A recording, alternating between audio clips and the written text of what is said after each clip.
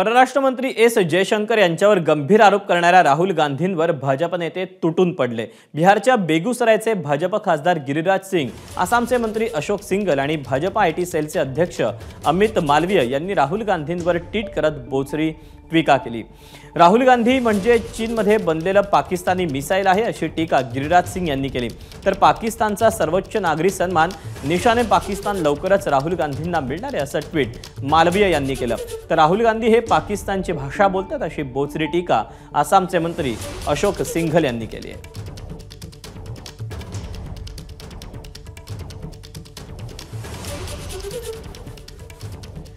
अशोक सिंघल म्हणतायत, राहुल गांधींच्या मुखी पाकिस्तानची भाषा आहे, यात काही आश्चर्य नाही।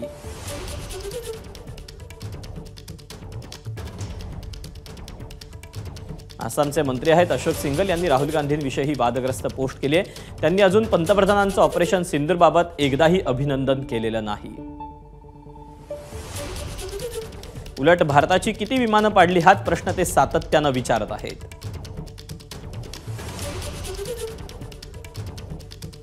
विशेष म्हणजे पाकिस्तानची किती विमानं भारतानं पाडली हा प्रश्न त्यांनी एकदाही विचारलेला नाही। राहुल गांधींची पुढची अपेक्षा काय? निशाने पाकिस्तान अशी टीका अशोक सिंघल यांनी केलेली आहे।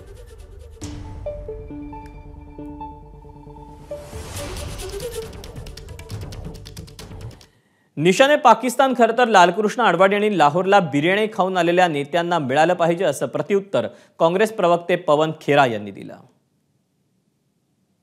सवाल जब पूछें तो इस तरह की हरकतें, रही बात निशाने पाकिस्तान की, तो इन्हीं के नेता मोरारजी देसाई थे, उनको मिला।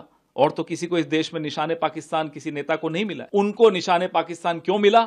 क्योंकि उन्होंने जनरल जियाउल हक को रॉ की तमाम गोपनीय सूचनाएं लीक कर दी थी। जब विश्वनाथ प्रताप सिंह की भाजपा समर्थन की सरकार थी केंद्र में, तब उन्हें निशाने पाकिस्तान मिला। तो निशाने पाकिस्तान के और भी हकदार हैं। लालकृष्ण अडवाणी जी जो मजार पे जिन्ना के गए और कहा कि ये तो सबसे बड़े सेक्युलर आदमी यही है पूरे विश्व में, निशाने पाकिस्तान एक और आदमी को मिलना चाहिए जो बिना बुलाए बिरयानी खाने चले गए मियां नवाज शरीफ के यहाँ। एबीपी माझा, उघडा डोळे बघा नीट।